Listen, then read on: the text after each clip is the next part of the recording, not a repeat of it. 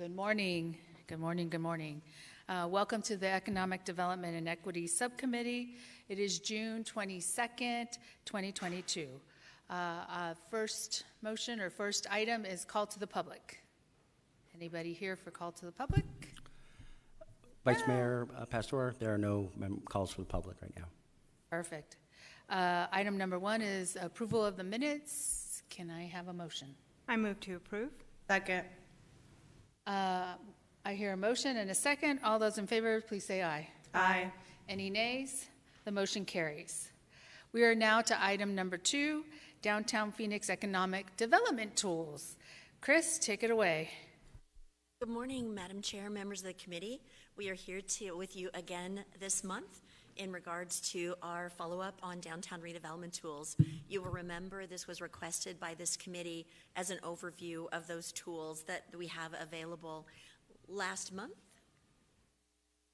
Clicker's on. Let's make doubly sure. There we go. Last month, we did discuss with you 2 of the tools, and that was the theme park legislation and the entertainment district. Today, we will be discussing the Strategic Economic Development Fund, the Downtown Community Reinvestment Fund, the Sports Facilities Fund, infrastructure investments, and an overview of government property lease excise tax, or GIPLET. And I'll start off by sharing with you. With me here today is Zandon Keating. He is the Deputy Director over Community Development, and we'll be talking to you about some of the tools today. But I'll kick it off with the Strategic Economic Development Fund, or as we call it, SEDF.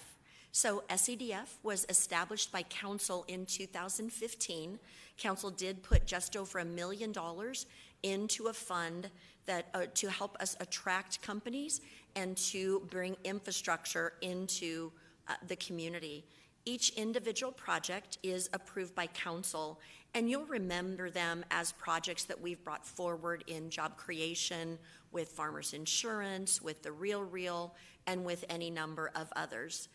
A couple of project examples that we've had. We have used it at Council's authority to bring just over $5 million of infrastructure investment to the North Phoenix Biomedical Corridor. That's a partnership with Mayo, where the ASU Health Futures campus has just completed. We've used it as job creation and job training. As examples, as I said, we had farmers. We've used it in this particular one with the Real. Council did approve $1 million in job creation and job training over a 10-year period of time, following in arrears of each job that was created. And you've also used it to create a public amenity in the center of Park Central that is now a public access easement and a community park. I was there this morning for another event, and I can't tell you how many community members were out in this particular area walking their dogs and sitting in the chairs. It was really cool. I could tell they weren't employees of Park Central. They were people that were out walking. Next, we'll talk to you about the downtown community reinvestment. Yes, Madam Chair. Does anyone have any questions on this part, on the Strategic Economic Development Fund? I do, Chris. How much is in that fund right now? Madam Chair, each year we have a fund of about $1.2 million, we have a fund of $1.2 million each year. And then on a revolving forward on projects that we're paying for each year, they fall off and come forward. Right now we have a capacity availability of about $250,000. Okay. And currently, Madam Chair, no commitments after 2028. So the fund does replenish itself each year. And when you say no commitments after 2028, which commitments do we have currently that will go up to 2028? Madam Chair, I'll get you the exact list of those projects that continue forward. As examples, we have Farmers Insurance, we have the Real, we have a Mercury, which is an aerospace company. Let me provide that list exactly and the amounts to each of these of your members. Yeah, and if you could, it would be great, because I think the public, if you could bring it back in September, we could have a small dialogue, but bring it back so the public knows what projects we're using the Strategic Economic Development Fund. Madam Chair, we'd be happy to bring that back and do a brief presentation. And who can qualify? Or how do they qualify? So as we look at how they qualify, so what we have done is kind of our basic is they need to be a job creator in the city of Phoenix. They need to be expanding their jobs. We don't have a minimum number of jobs to create, but we do have a minimum threshold of $50,000 a year in salary, and they do need to be paying for the employees' health care benefits. Now, we have gone below the $50,000 in salary at council's guidance when the jobs have gone into an underserved area of the community where our unemployment rate tends to be a bit higher. So if they were to pick a location along South Central or in Maryvale, we would surely bring forward to council that recommendation. Okay, so what I'm also hearing is, and you can correct me if I'm wrong, when the statement of the unemployment rate and in areas that the threshold could go below the 50,000 is more in the areas of census tract to create jobs. Madam Chair, you're exactly correct. That's kind of how I read it, but. Yes. Councilwoman Ansari. Building off of those questions, are there certain types of things that the money can be used for? I see infrastructure improvement seems to be a common one. Is there anything beyond that? Madam Chair, it is utilized to really level the playing field when you're looking at a company that we're competing with against, maybe it's Los Angeles or Denver or Salt Lake. They have a more robust program of tools that they can offer companies to locate in their particular community, as example, job training. That's something that we have through WIOA, but we don't have at a state level. And so it really is meant to augment and offset the differentiating between what you might have if you're locating in Salt Lake as opposed to Phoenix. So for the lion's share of it, the companies that we've worked with since 2015 have used it for their own job training programs. But the companies are not limited. They might use it to as part of their in arrears tenant improvement programs. As I mentioned, it's not upfront cash. The companies actually have to perform before they're eligible. So if they create 10 jobs in the first year, they're eligible to be reimbursed for 10 jobs in the second year. If they create 200 jobs in the second year, they're eligible to be reimbursed in the third year. So the companies have to actually create the jobs and have those people employed for a year before they're allowed an eligible reimbursement. I see. Okay. And then you said 1.2 million each year. Hypothetically, if the council decided to increase that funding, would that be possible? You'd be my favorite person that we'd have if you'd increase that funding. As this council knows, economic development, through your guidance and leadership, we have seen a lot of success in the last 5 years in economic development, and we keep that fund pretty close to the edge in doing strong job creation across the entire city of Phoenix. And so we'll always happily take more funding moving forward. Thank you. Well, we could always make a motion and for the future budget to possibly put that in the budget for the general fund. So we can do this in September. There'll be 4 of us, and we'll be advocating at that point. And Madam Chair, if I might, if you could protect me from the city manager and the budget director, I'd appreciate that. Well, it's coming off of the committee, so if we vote on it, it's one of our recommendations, then hey. My other question was metrics. Yes, so these are performance-based metrics. Okay. They are the companies, we do an audit of these companies, so they are required to meet those metrics that we bring forward to City Council for your authorization. So each of these does come forward. They do have to meet their wage threshold, and they do have to meet their number of jobs created, and they do have to keep their place in the city of Phoenix. So if they fall below, let's say that, I'll use an example. Let's say in years 1 and 2, they've created 100 jobs, but in year 3, they fall to 75 jobs. They're not eligible for reimbursement of the 25 jobs in year 3 to make up for the jobs that they've already been reimbursed for. We hold them hard and fast to those metrics, and we do an audit. Well, I'd be scared to fall below. All right, thank you, Chris. Next item would be Downtown Community Reinvestment Fund? Yes, ma'am. And for this portion, I'd love to turn it over to Zandon Keating to walk you through. Zandon? Stand and smile. There you go. Thank you, Chris. Madam Chair, members of the subcommittee. So the Downtown Community Reinvestment Fund, or DCRF as we affectionately refer to it as, it was established in 1989 We use it for a wide variety of economic development programs and projects that I'll get into in just a moment. Primarily, we use it in downtown. However, we have used it in certain instances throughout the city and every council district throughout Phoenix. And then we use lease payments essentially from CED projects to create and assist in new projects and new programs that are of an economic development priority. Again, primarily in downtown, but also throughout the city. Today, all revenue that's generated is all generated from downtown Phoenix through development agreements and other projects that CED operates. And Madam Chair, if I might, just to be clear, on leasing the property, so we think of things like Central Station where we've done leasing of properties. That revenue goes to transit because that was a transit-funded project. But in properties where the economic development holds the lease on the property. So as we potentially move forward and come forward to this subcommittee in the fall for our McKinley lots, as an example, to seek this council's guidance in moving forward with a long-term land lease for development on that property, that land lease revenue goes into the Downtown Commercial Reinvestment Fund, and then this council chooses how to spend that fund in the future. Any questions? You're going to the next slide, sorry. Yes, no, absolutely.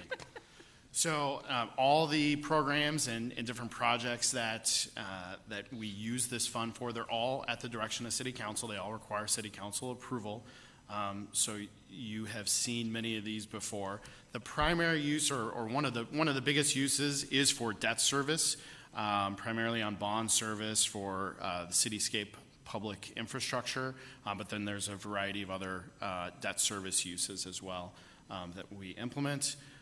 We also, there's a lot of public infrastructure that we do. A really good example of that is we have a group of downtown stakeholders that we're meeting with on a regular basis, and we hear what concerns they're bringing forward and try to find a way to use this fund to help solve some of those issues. And one of the things that we're working on right now is installing some new tamper-proof trash receptacles in some areas that they highlighted where they're seeing some issues with a lot of additional debris and that sort of thing.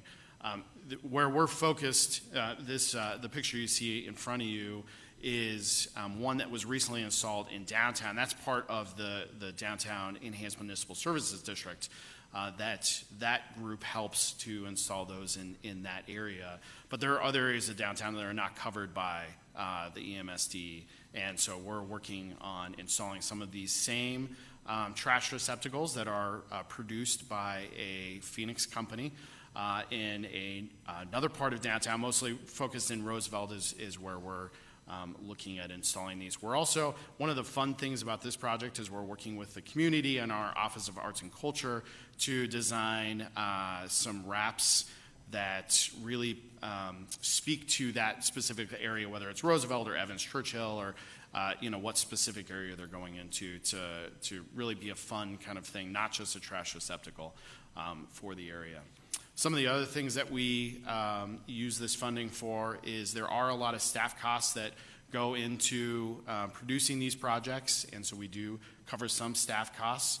We also use it for a lot of our marketing and consulting services. This is an area really where you see a benefit throughout the city and every council district, because a lot of the consultants that we're able to pay for and the citywide marketing programs or marketing for other specific areas throughout the city, we're able to use this fund to help pay for some of those services. And Madam Chair, members of the committee, just as a kind of a thought of some of the areas we've used it for consulting services and for marketing. So 19 North and their marketing materials, we've used it. In the Metro District, we've used it to create marketing materials. The Hub, with their beautiful brochures that were designed by the Hub organization, small business organization, and their banners, we've used it there. And again, each of these items comes before City Council for your consideration before we move forward. And also, if I could go back to the trash receptacles, this was something the stakeholder group brought to our attention for downtown that was of grave concern to them, was the trash that was strewn, or how easy some of these trash receptacles were to get into, to pull garbage out all over. Everybody thinks our lives are so glamorous. I went on a golf cart tour of trash cans, and it was a ton of fun. But wanted you to just keep in your mind, in areas, this is something that we could bring a solution to other areas of the community. It doesn't just need to be in downtown. So we should keep that in our minds, that that's something that we'd love to help you with if you've got areas of challenge within your districts as well. Sorry, Zandon. Dana, do you have another slide? Yes, we have just two more points on I just have one DCRF. question. Now wait. All right. So another thing that we use it for, we've used it in the past for land acquisition of very strategic sites. So you see before you the former Ramada Hotel site, which has now been turned into the ASU Law School. And we've also used this fund as an investment into that facility. As you know, that block is now also home to the Thunderbird School of Global Management, which we've also used this fund for some assistance in that building as well. That is all on DCRF. We're happy to answer any questions before we move on to the next item. I have one question. I don't know if any of my other colleagues have any questions. Okay, Councilwoman Ansari? Thank you. You mentioned the McKinley lots. I was wondering if you could elaborate on how you see this fund in particular, because I know obviously that's an example of where we may use other funds as well. How do you see this one being unique? Madam Chair, Councilman Ansari, we would plan to bring the properties that we would do a request for proposal on forward to the subcommittee in September for your approval of that. You're generally thinking what we're thinking about, what properties should go out for RFP. We have heard loud and clear that we will take them out for a long-term land lease as opposed to sale. And so what we would see, particularly on the McKinley lots, the council and the staff moves forward and gains community input and council input.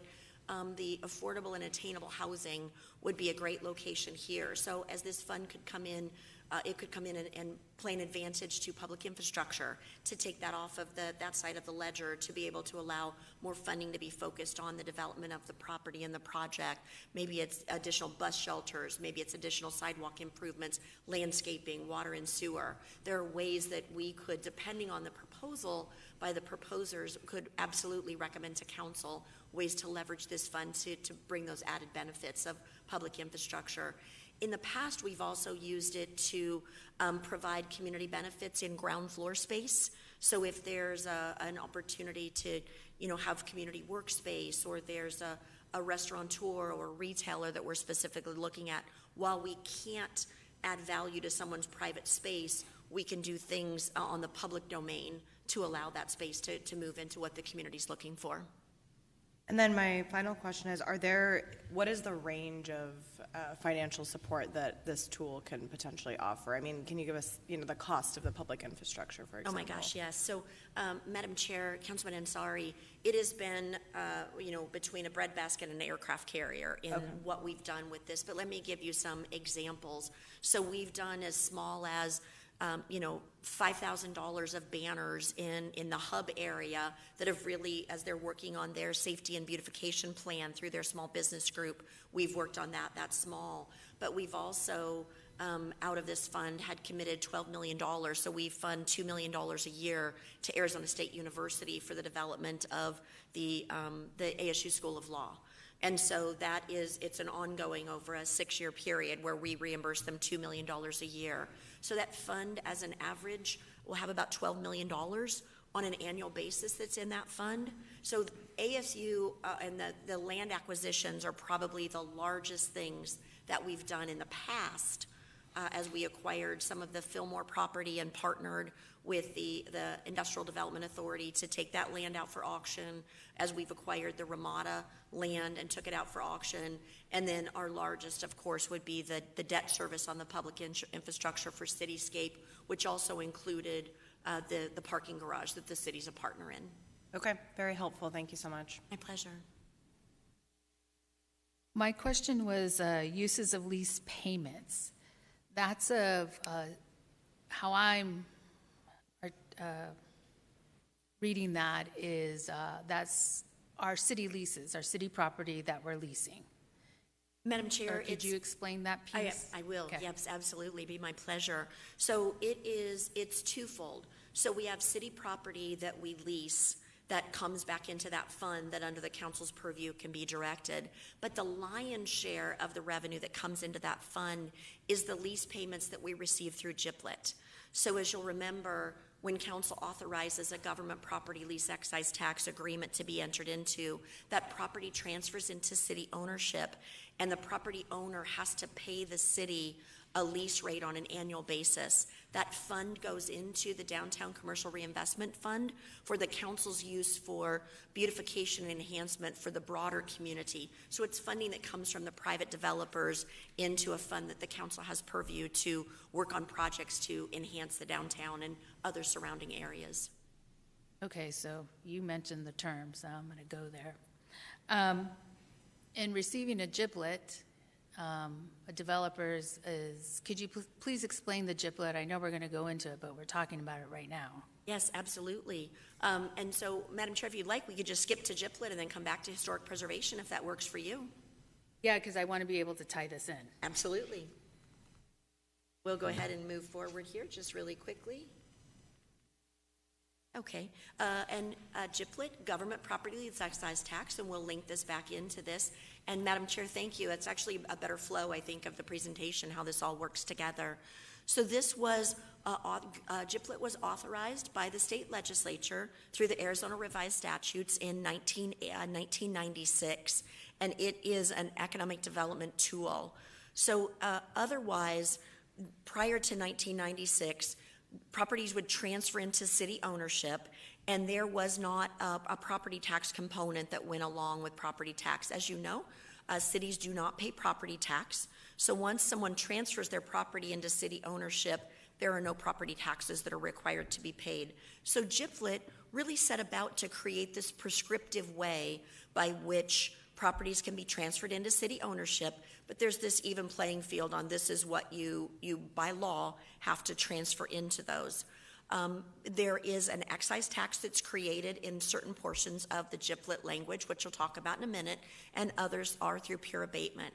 And as I mentioned, without GIPLET, property tax would be zero, and was as private property owners transferred properties into city ownership pre-1996, there were no property taxes due. Properties built, cities worked out private agreements with private developers, and redevelopment happened through that mechanism. From 1996 forward, that if a property is transferred into city's ownership, a GIPLET is prescribed and legislation needs to be followed. So there's two ways that GIPLET's used that we've talked about, and one is a non-governmental use of government property. And what I mean by that is think about the convention center. There's a Starbucks in the convention center, so it's a private property user on city property. So they pay as part of their lease, they pay through their lease to the convention center a prescribed amount of property tax to the city. Aviation has the same thing at Sky Harbor and at Deer Valley. It's a non-governmental use of government property, and it's typically a retail tenant that occupies our space or an office tenant that occupies our space.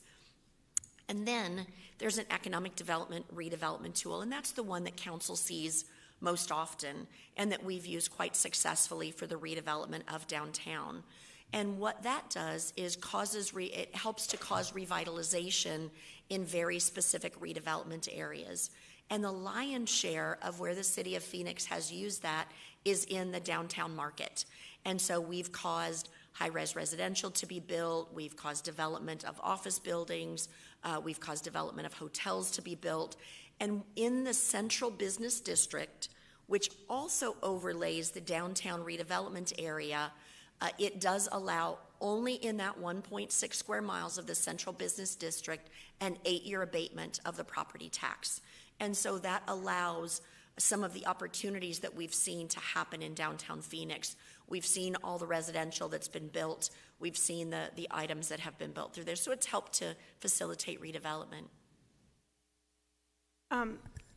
Because we don't see the property tax, how do we work with the school districts? Because they really do rely heavily on property tax. Madam Chair, Councilman Stark, we, at Council's direction from 2014 forward, have required that the developer work out a private transaction with the school district to hold the school district harmless. And so we run, the Community and Economic Development Department, through a model that we have with Stiefel, run an analysis that we provide both to the developer and to the school district, and they negotiate a private agreement between the two. While we're not privy to the terms of the agreement between the two, we do seek a letter of concurrence from the school district that we can then share with the city council that indeed the school district has moved forward with that.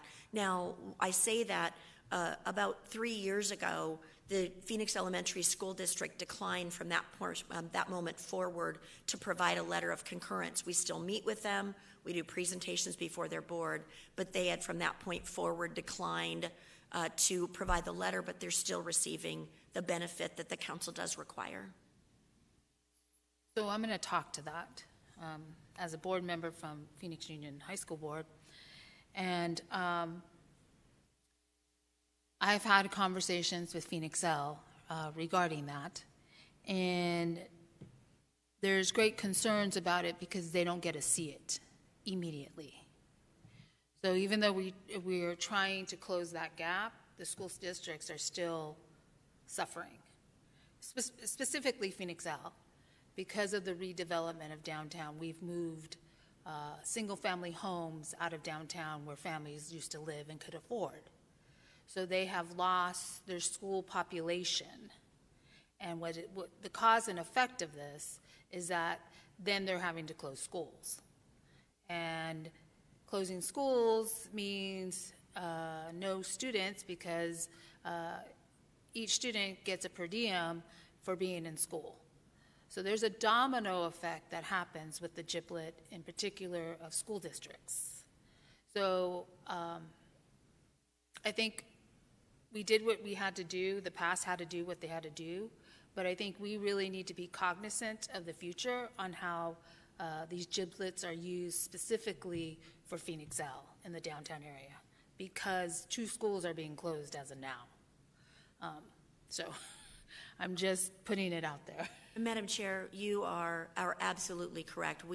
Staff would agree with you. As you'll remember, council has asked staff to come back later this year with a policy in regards to how GIPLET is used. And staff would be recommending one policy for downtown that would affect PhoenixL, and a separate policy for the rest of the redevelopment areas where abatement is not experienced, where they start paying excise tax right from the beginning, and staff would be coming back with that recommendation.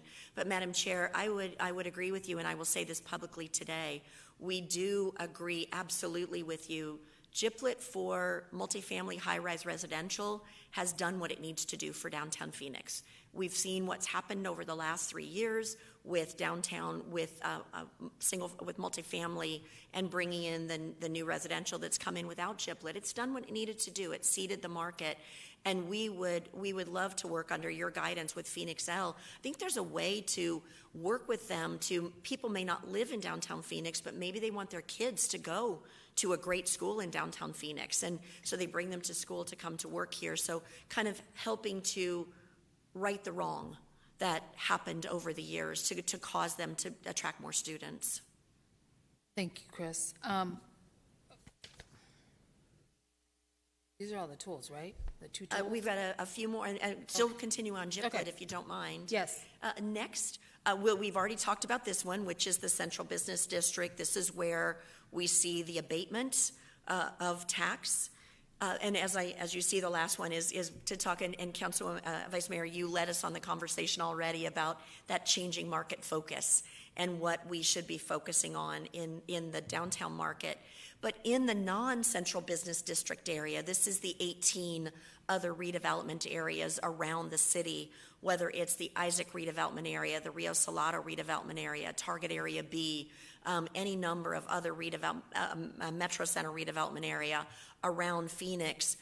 We have any number of other redevelopment areas that also can experience the GIPLET to cause redevelopment to happen as well. But this does not have an abatement. This actually is required as soon as it finishes construction and moves off of property tax rolls. It stays on full ad valorem property tax rolls until it gets its certificate of occupancy. It then transfers on to the excise tax. And this is something that we talked about during our GIPLET presentations in 2020 and 2021, that this can help in redevelopment areas with affordable and attainable housing. This can help with the missing middle. This can help cause some of the really challenged redevelopment sites to happen. But it can also cause things to happen of there are areas of the community that feel as though that's all they have is affordable and attainable housing. And they'd like market rate housing because they'd like a new grocery store, they'd like new retail, they'd like new restaurants. And it can also cause that to happen depending on each of the community's focus and the guidance of the council. I think one too important to note here, as you can see, this one's really different. It does not cause the abatement to happen. It does not cause the challenges to the school district that we see for Phoenix L. And in fact, in the analysis that we've done, it causes the taxing jurisdictions to actually receive more on the excise tax than they receive on full ad valorem property tax, where we see some redevelopment to happen. So as we look in the future at bringing a policy forward to City Council, staff would recommend bringing forward one that focuses on the central business district and the abatement, and one that focuses on the 18 other redevelopment, plus or minus 18 other redevelopment areas of Phoenix. Thank you. So I think the notion of affordable housing is a good one, and I think maybe in the downtown area we should look at trying to woo some developers who are willing to do an entire affordable housing development in downtown, which would probably bring families. I just did a short trip to Chicago over the weekend, and as you know, they don't have GPLET, but they have TIFs, tax increment financing. There's like 130 TIFs in Chicago, and a lot of them have to do with affordable housing because that was a driving issue and an important issue because they want to make sure that they had affordable housing, especially for service workers that were in the downtown area. So maybe as you develop your strategies, that might be one that we look at, and maybe that would help Phoenix Elementary. And as you're looking at that, I would like to look at it as a complete affordable project and not a 10%. I would also like to look at, in the future, possibly increasing the percentage of affordable, of those that are receiving a GIPLET or anything else, because I think that's where we really benefit in a community benefit, and look at what we consider as a council a community benefit. So those are the future conversations for September. Madam Chair, Councilman Stark, we couldn't agree with you more. So leveraging the tool even in downtown as to ways to bring 100% affordable housing project. Now that's always I just want to be very clear, some of the individuals, the nonprofits that bring affordable housing projects forward, the GIPLET doesn't benefit them because they're a nonprofit, they don't pay property tax. And so we'd have to analyze those each on a case-by-case basis, but there's ways that we can bring benefit to each of those projects as they come forward. Just, I want to make sure that was clear. Some will be able to do that, but some of the nonprofits don't pay a property tax. They're a GIPLET on a continual basis because of that. And Councilman, we completely agree with you that looking at those 100% affordable and raising in those areas where it's workforce outside of the downtown market, we completely agree with you. It should be significantly higher than 10%. Madam Chair, I was really impressed, and I know it's different in Illinois, but I was really impressed around Millennium Park. Some of the new housing was affordable housing, and you could just see the benefit of that and all the families that were in the park enjoying it. So I think there's things that we can explore. Again, noting that states address it a little differently, it's still probably a wise idea to converse with some of these other big cities that do use tax financing. So, again, I know we're the only state that doesn't have TIFs. My question on that statement about the nonprofits and them not paying property taxes.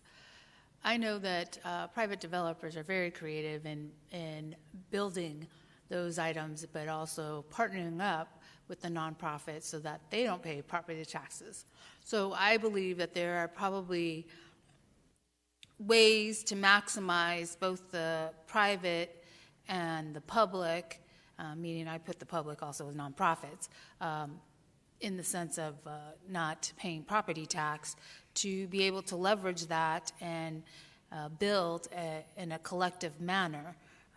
So I think that's really probably some of the conversation we need to have as to why then it's good for those entities that are not paying property tax on being able to then, maybe it's a lease of our land.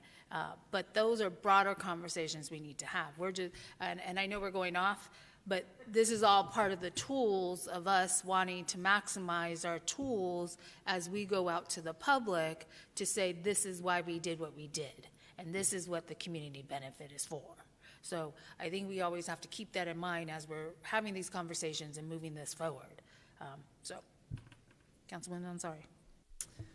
Not a question per se. I guess I'll add my voice to to everyone else's around affordable housing. I think, while, I definitely hear you when you say we don't need GIPLETs for the luxury high-rises. I still think, our downtown, while it's accelerated drastically in the last 5-10 years, it's still pretty small compared to other major city downtowns. And so I would like to see not only just more affordable housing, but just a variety of housing stock. So I'm looking forward to seeing the GIPLET policy and overall what other tools we can use to bring in more affordable options. I know, even just personal examples of friends of mine, my peers who are making a really good salary, by any standard, cannot afford to live in downtown anymore, and are struggling to find a place that is affordable and not more than 50% of their income. So I would like to see just just a significant expansion, I think, in housing and retail as well in the downtown area. So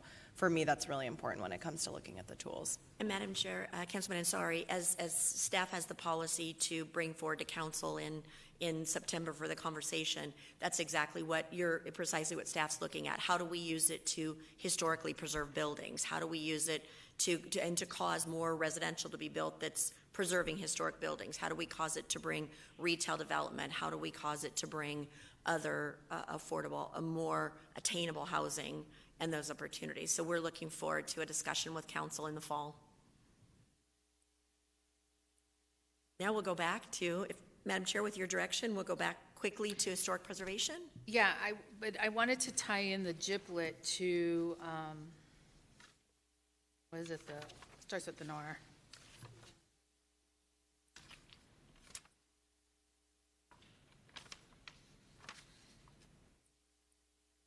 What is it called, Chris? I can't find my... The DCRF? Yes, that's how it's tied in with the GIPLET. And it's tied in because they don't pay a property tax, but they pay an excise tax. Is that correct? Madam Chair, in DCRF, they don't pay a property tax, but they have to pay a lease tax. It's not the excise tax. They pay a lease tax, not a tax, but a lease payment directly to the city of Phoenix on an annual basis. Okay, so when somebody, let me see if I get this correct. When somebody receives a GIPLET, they don't pay property taxes, but it comes into the hands of the city. Madam Chair, that's correct. They don't pay the city's holding it. They don't pay the full ad valorem property tax. They have an 8-year abatement. Okay. And staff negotiates with the developer on what the annual lease payment will be for that particular property. And those are the terms we bring forward to city council when we recommend a GIPLET. Once the property transfers into city ownership, they make an annual payment to the city and it's not a replacement for the property tax, but it's because they're leasing our property from us now. Right, that property comes into city. Correct. That's what I mean. Correct. So it comes into, we do a GIPLET, that property, I'm just going to use Central and Van Buren, I guess. That property, say they're a property on Central and Van Buren, they receive a GIPLET. As soon as they receive the GIPLET, that property comes into our space, meaning city, for 8 years. That's correct. Okay. For 8 years, then they don't pay property tax because the city doesn't pay property taxes or either do nonprofits. That's correct. And it sits there for 8 years. While it's sitting there for 8 years by not paying property tax, there's a lease abatement? Lease payment that then is negotiated, that then comes through the Downtown Community Reinvestment Fund. That's correct. Okay. I just needed to, in my head, understand it, but also for the public to understand it and flow chart it through verbally to explain to the public. Because it is difficult to understand, but I now get it after 8 years. Incredibly complex tool. Every day I learn something new about the GIPLET. So thank you. I just wanted to articulate that for the public. Appreciate it. We'll scoot back really quickly now to historic. Shannon, do you want to go Yes. Thank you, Chris. Madam Chair, members of the subcommittee. So the next tool is historic preservation. So, one thing we certainly hear from the community, it's a very important thing to staff as well, as we're, especially in downtown Phoenix, as, many new buildings are being redeveloped or properties are being redeveloped, and there's pressure on some of the older existing facilities to see redevelopment. It's important to use this tool to help in preservation of some of those really key and marquee buildings throughout Central City. We work with, of course, your council offices on a lot of these projects. We hear very regularly from the community about projects that that they would like to see saved, and where we can, we have some ability to fund historic preservation grants for a number of buildings throughout downtown. So some of the examples of projects that we've worked on, you see before you at the upper left-hand corner is the Made Art Boutique and Greenwood Brewery, located at 5th Street and Roosevelt. Received a historic preservation grant through DCRF. Also at the upper right is the Home to Suites project, currently under construction just south of the arena, the Suns Arena. And that project was able to incorporate the Fuller Warehouse building, historic building. They originally, when they came in, their plan was to demolish that building, and we were able to offer a historic preservation grant as part of an incentive package to preserve that building, and they're incorporating it as the lobby in the hotel. The next project at your lower left was the former Dud R. Day Motor building, which was an adaptive reuse project. Turn it into, as we all know, the Van Buren, which is a great movie and event space along Van Buren at between 4th and 5th Avenues. And then at your bottom right, we have this is the before picture. It's now been revitalized, but this is a bungalow located at 218 East Portland. Was adaptively reused or rehabbed in approximately 2019. It's now a Thai restaurant. So there's been a couple different operators that came in during an unfortunate time during our pandemic, but now there's a great Thai restaurant that seems to be doing very well in that space. So this is another way that we've been able to utilize DCRF, but another great tool for downtown just to preserve the history as we have all these big mega projects that are coming in. This is a way to save some of those smaller buildings and help some of our small businesses as well. And Madam Chair, to provide just a little finer point on that, so we work closely with Mr. Stevenson's team in historic preservation, and they have a limited fund on the number of buildings that they can work with to get a historic conservation easement. So this council with historic preservation has been brilliant on allowing us to utilize the Downtown Commercial Reinvestment Fund.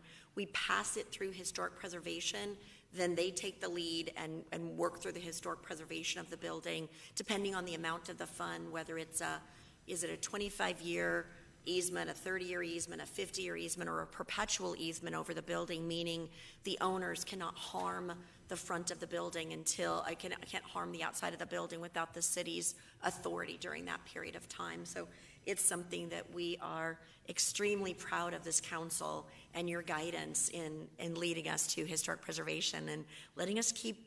I'm a firm believer you can't move forward to the future unless you pay homage to the past. And I'm not a dumb girl. These buildings really help us attract really cool tech companies. Well, I also feel that architecture of the past is very important. For some reason, the architecture today, what I would prefer is be iconic so that then people want to come to our city, and in that property stays for 40 years, it's still an iconic building with the architecture. So I think it is important. Madam Chair, members of the subcommittee, one other point I'd like to add there is that really has allowed the city to focus on some really incredible small businesses and be able to locate them in these cool, unique kind of heritage commercial buildings, because they wanted to be in a place that was a little bit different. We wanted to find a way to attract them to areas like Roosevelt Row and other parts of downtown, and this allows us, by focusing on some of those smaller buildings, to keep some of that fine-grained character that really is attractive to these small mom-and-pop type of businesses and have them locate and be a part of downtown as well.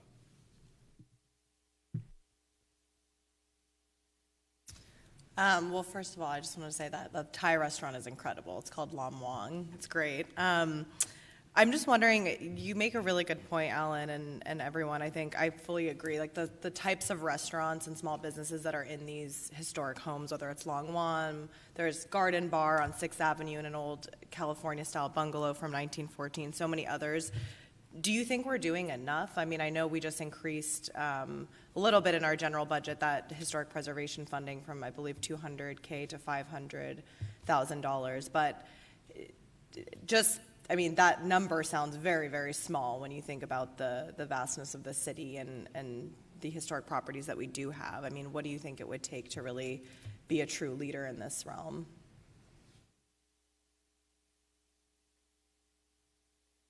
So, Madam Chair and Councilman Ansari, that's a great question.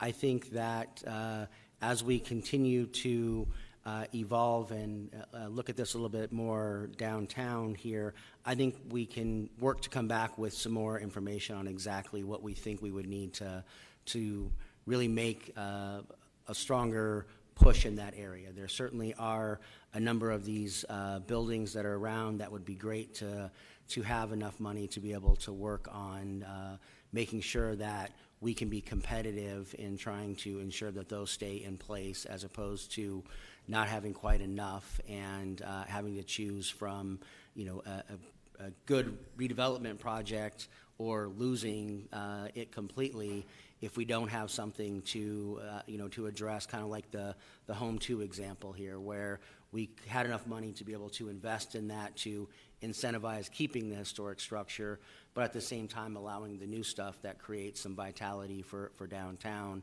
And we need to do a little more analysis on that to come back and I think have a broader discussion with you about it as well, because it's a great point. And Madam Chair, Councilman Ansari, just to set the tone for you for the range of historic preservation grants, at least that DCRF, that Zanda and I work on with historic preservation and Mr. Stevenson's team, they range from $50,000, most of them range from $50,000 to $200,000, with our highest being for protection of a very iconic building of $500,000. So if you have $500,000 a year, you can see if you do 50, you can do 10 buildings. If you have, you know, the average is really going to be that 100 to 200,000. So it gives you the opportunity for 2 or 3 buildings each year. Okay. And then we do budget $300,000 a year in the Downtown Commercial Reinvestment Fund to augment that $500,000 that council has moved forward. So historic preservation really does have the opportunity for about $800,000 a year, because we do budget each and every year $300,000. And with council's authority, we could go forward with something pretty spectacular, as we see the redevelopment of the San Carlos Hotel. I mean, as an example of a downtown icon, that would be one that we'll are working closely with historic preservation, and we'll be coming forward to you in the fall with some recommendations. And just one final question. Can you tell me a bit more about how you work with small businesses? Like, how do you bring together the small business that wants to locate in a historic building and then go about using these tools to preserve the building and make the partnership? Absolutely. So we love our small businesses. We love being able to work with these small businesses, and we can do things. The small business will usually come to us and say, I love this building, I'd like to remodel it, but it's going to take $2 million extra to be able to do this particular building, because it is, as all these things that need to come up to code and all these other things need to happen. So we work in multitudes of ways. Number one is we can often bring in a developer who has the financial resources to remodel the building and be able to accept the conservation easement and then take the tenant in as that particular tenant. A good example of that would be the Wellnick Market that is at 3rd Avenue in Van Buren. We worked closely with the developer, who then brought in the tenant, the small business tenant. Van Buren, the same thing. We worked with the development entity, and then, of course, Charlie Levy came in to run the Van Buren. And so we can work with them in those ways. We also work with them with Mr. Stevenson's team and the Office of Customer Advocacy, by which there are some forgivenesses that can happen in some of our standard city codes. If it's a smaller building, if it's a smaller user, there are some solutions that they can work to that are far less costly. And so we really try to not just say this is about bringing in the small business and here's $200,000, we can give us a conservation easement, because that just won't get the job done. It really is about bringing streets in with us, and how can streets now add the sidewalk, and how can we add an extra exiting door as opposed to having to do fire sprinklers for something that's less than 1,500 square feet. And it really is working through Mr. Stevenson's team of the Office of Customer Advocacy, who knows all those really creative solutions for our small businesses, and they are a huge partner of ours in working through the solutions, especially in historic preservation and historic and heritage preservation, in getting these small businesses where they can function. In an example, there's a woman with a small coffee shop on the east side of 7th Street and didn't really quite understand how to work through those nuances, and that's where we can partner with Mr. Stevenson's team on that as well. Okay, great. Yeah, I mean, I think, like all of you, I'm a huge proponent of the historic preservation. Those iconic older buildings coupled with the skyscrapers, I think it's a great juxtaposition and really makes our downtown attractive. So as much as we can continue to do that and bring in those small businesses into the historic sites, it's really incredible. Thank you. Mayor, or Vice Mayor, and members of the subcommittee, one other thing I want to point out is that as part of the budget that you guys have approved and directed, there's additional historic preservation funds that have been allocated, so that gives staff some more flexibility in addition to the monies that Ms. Mackey mentioned.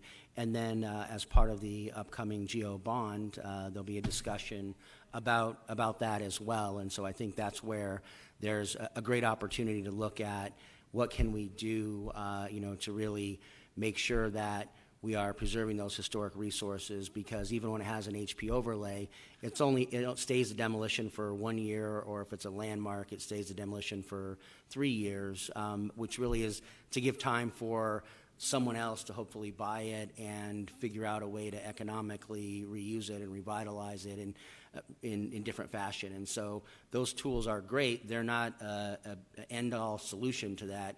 There has to be the ability to come forward with the city helping some, whether that is contributing money, finding a buyer who wants to preserve and do something else. And so that bond discussion as well, I think, will be a good avenue for that in the future. Madam Chair, he stole my thunder. I was going to mention the GO bond subcommittee on historic preservation. when we did our last bond election, we did have money set aside for historic preservation, and we did a lot of terrific different developments because of the bond. And I hope that we can do the same this time around. But thanks for stealing my thunder, Alan. So Madam Chair, Councilwoman, Councilwoman Stark, I'm sorry. so Councilwoman Stark, you mentored Alan really well, so that you didn't have to mention it. Even though he stole it, you take it to the point of pride that you mentored him well. He knew. Thank you.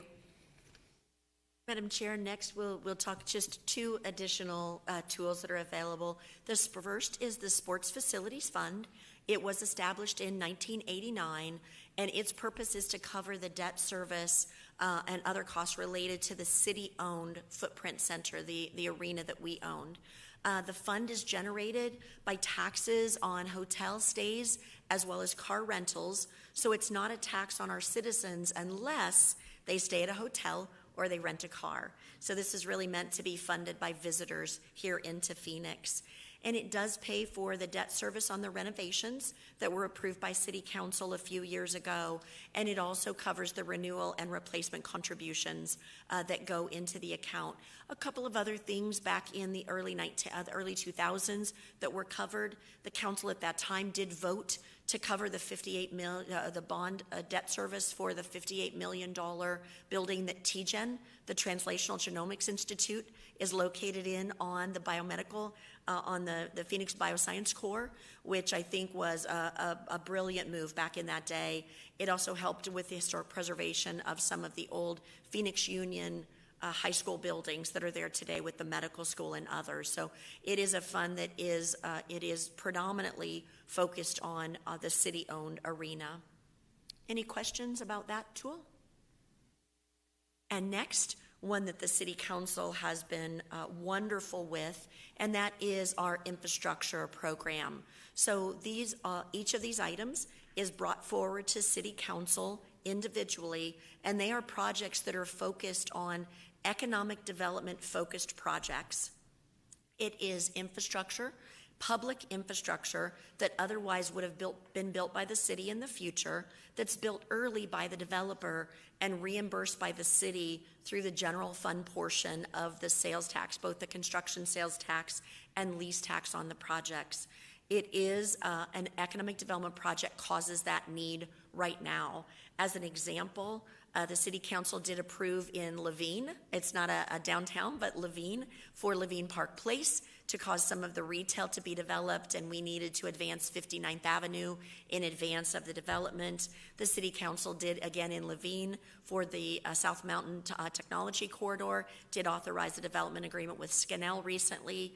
At your last meeting, you authorized an agreement with IDM to Jack and Bohr under the 101 to get a water line that was left stranded in the construction of the 101. So it's a tool that you so thoughtfully use to cause economic development projects to happen in advance of future city-built public infrastructure.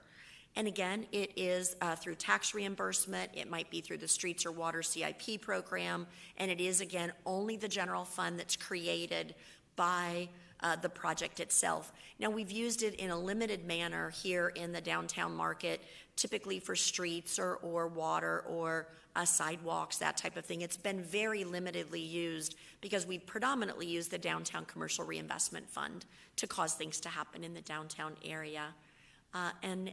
Madam Chair, we'd be happy to take any questions you might have, and I will note that was the last of our tools that we had today. One question about the infrastructure program details. Did we do that for TSMC? Madam Chair, we did not do that for TSMC specifically. Instead, that was the City Council who brought $205 million of infrastructure through the city's budget to cause that to happen. I just wasn't sure. I just remember we were helping with infrastructure, and I wasn't sure where. Yes, ma'am. We put the public infrastructure in advance of the project as opposed to a reimbursement. Got it. See, I'm learning so much today. Any other questions? None.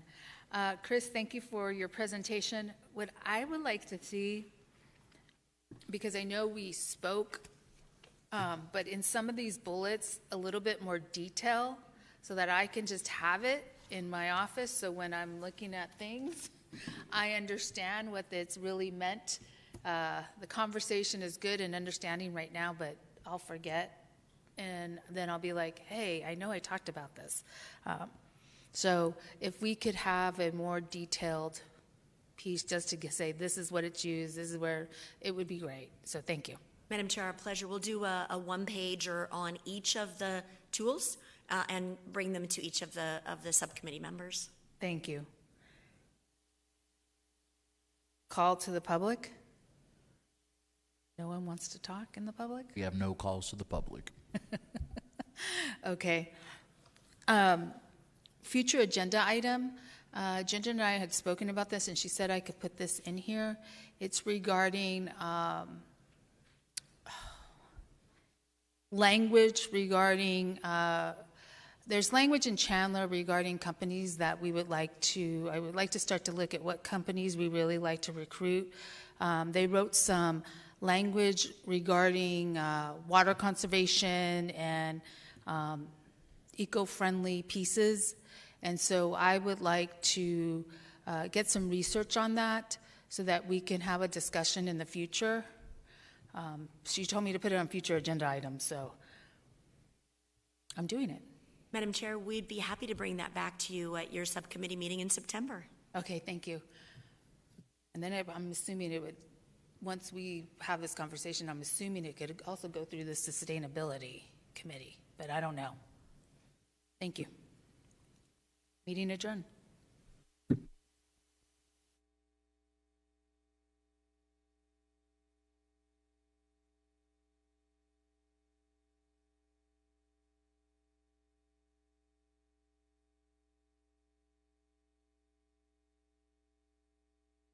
State.